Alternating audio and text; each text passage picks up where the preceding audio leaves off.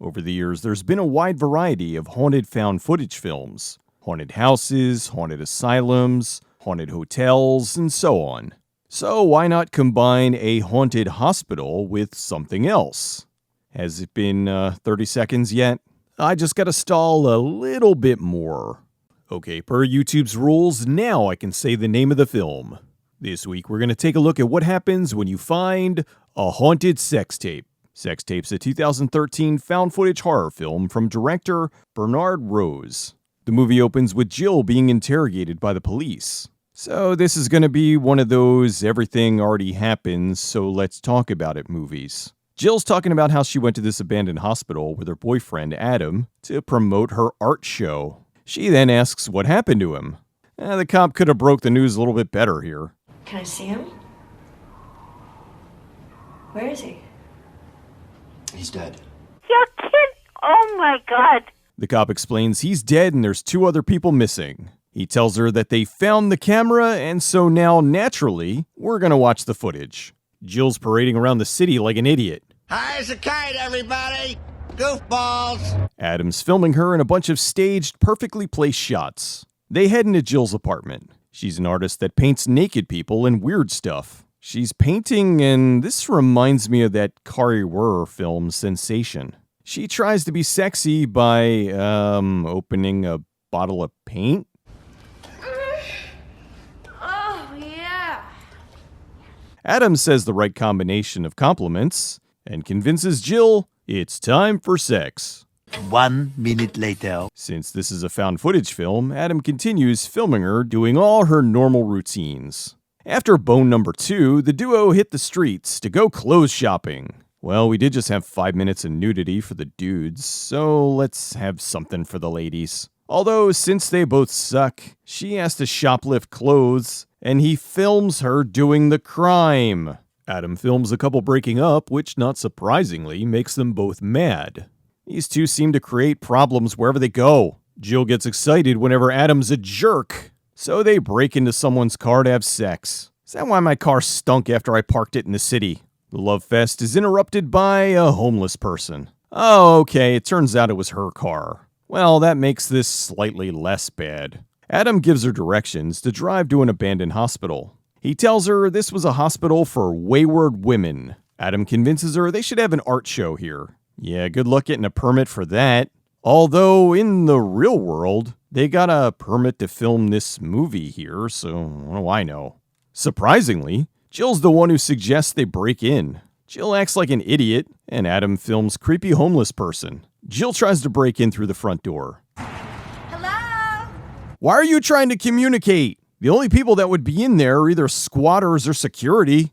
Jill sexy dances for a minute, which somehow unlocks the door. After some pouty pleading, she convinces Adam to break in with her. The cops arrive, so they hide. The duo escape further into the hospital. They instantly forget about the police and start scouting places for Jill's art show. They wander around for ages until finding a room with a restraint bed. So, of course, Jill thinks this is a sex bed.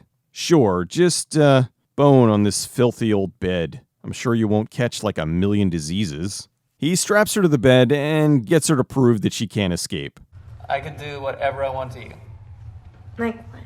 I'm gonna make you watch Teenage Caveman! Okay, instead, he tells her that he's gonna leave her there, with the camera on her.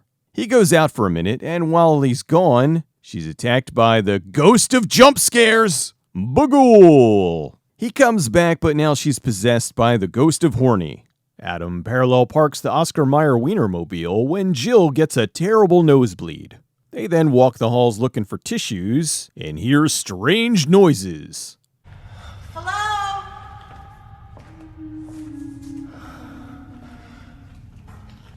Maybe it's pipes. Pipes. Hey, just turn on that sink. Oh yeah, pipes sound exactly like creepy singing.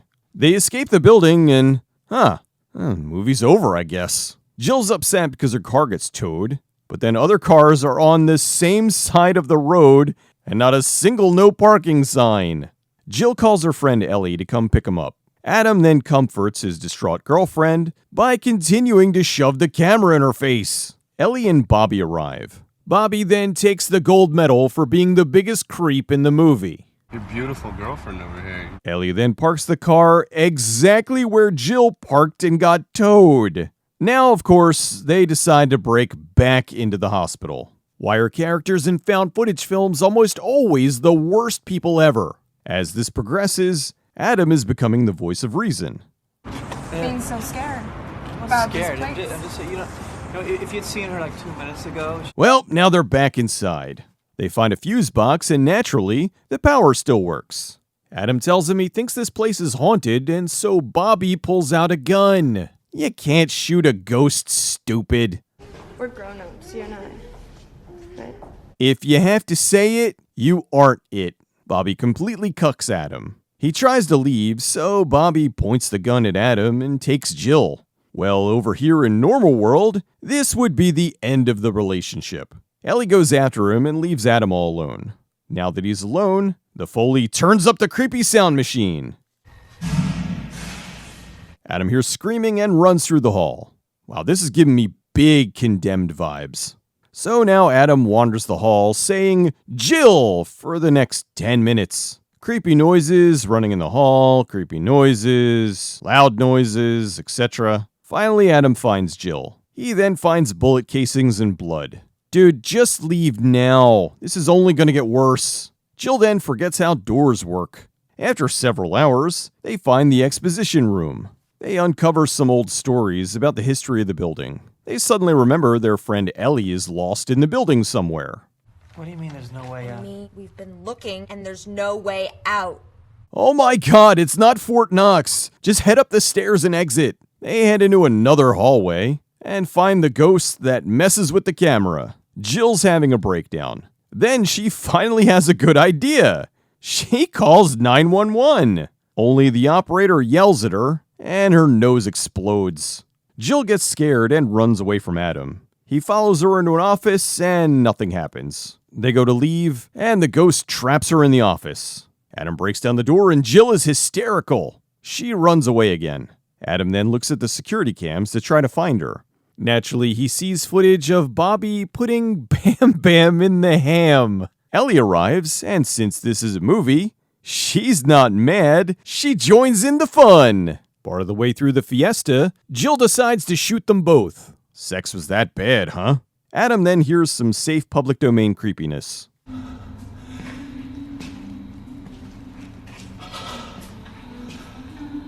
Adam finds a bloody ghost and tries to escape. Then he hears Jill crying for help. He finds her and, he says no, so she shoots him. He tries to get away and she shoots him again. Only now the bullet hole leads into a flashback. The ghost lady's in the hospital. Of course, the doctor's a creep who does unspeakable, not YouTube-friendly things to her. Then it cuts to Jill with some new guy fooling around. She then... Oh my god! How do I go about explaining this one? Well, let's try. Imagine the raccoon is Jill, and the hot dog is the guy. Smash cut to black. The end. Sex Tape was directed, edited, and filmed by Bernard Rose. In 2014, there was the comedy Sex Tape, which I guess is why they had to call this one SX_tape. Out of the many, many found footage films I've seen, this is one of the most over-the-top exploitative ones, although the title of the film's a little misleading. The movie is not about a haunted sex tape. It's about a couple filming themselves doing stupid things and occasionally having very poorly framed sex. They don't go into the hospital with the intention of filming a sex tape. They just end up doing it there briefly, because it seems to be a good chunk of what the couple does. Jill's a bit of an exhibitionist, and Adam is, well, horny. The best sense I can make of the film is that the couple go into the hospital. Jill gets possessed by a woman who was abused and killed within the hospital, so now she uses Jill's body to get revenge on anybody, really. The director of the movie has a history that's kind of surprising. He started making Super 8 films as a kid, and when he got older, he worked with Jim Henson on The Muppet Show and The Dark Crystal. After directing shorts and music videos, like Relax from Frankie Goes to Hollywood, he directed his first feature, Smart Money, in 1986. He directed a few other features, but then co-wrote and directed the 1992 horror classic, Candyman. He also directed some fairly well-received movies, like Immortal Beloved and Anna Karenina. He returned to horror in 2005 with Snuff Movie, which eventually led to Sex Tape. Sex Tape was pretty largely disliked when it premiered at the BFI London Film Festival in 2013. Caitlin Foley played Jill. A large chunk of the film is just her. Thankfully, even though she's playing a terrible person, she's doing it quite well. We never see Adam until the end, so it's largely the Jill show. I do think Foley is wonderful in the lead. I just wish there was a little more to it aside from 4 people yelling and occasionally fooling around. It's mostly them just walking around dark hallways, yelling and occasionally seeing ghosts. Foley's been in a few things over the years, with this being her largest role. Her next biggest was Stacy in the glorious movie, The FP. Sex Tape is an interesting found footage film. I think the idea is sound, and perhaps with a few rewrites, this could have been something special. The duo leaving the hospital only to go back in 2 minutes later is mind-bogglingly stupid. If they needed to add the extra characters, why not have them come looking for them in the hospital and then getting trapped in there with them? Leaving and then going back in is just idiotic. I will admit, Foley is largely why this movie works at all. Her character's crazy, and she'd probably stab you during sex, but, wait, what was I talking about? Okay, really, the actress plays the character well. She's occasionally insufferable, but she does have an innocent charm that would make you put up with her insanity. Maybe it's just me, but haven't we all had that relationship where we know it's a mess, but we stayed anyway? Sex Tape isn't for everyone. I watched it with some friends, and I think I was the only one that enjoyed it. The ending is quite possibly one of the most shocking things out there in an R-rated film. However, they had to pixelate it. I'm guessing they had to do that so it wouldn't get an X. Sex Tape. I can sum the movie up with this. Awful people in an awful location having awful sex. Or perhaps the alternate title, Don't Stick Your Dick in Crazy.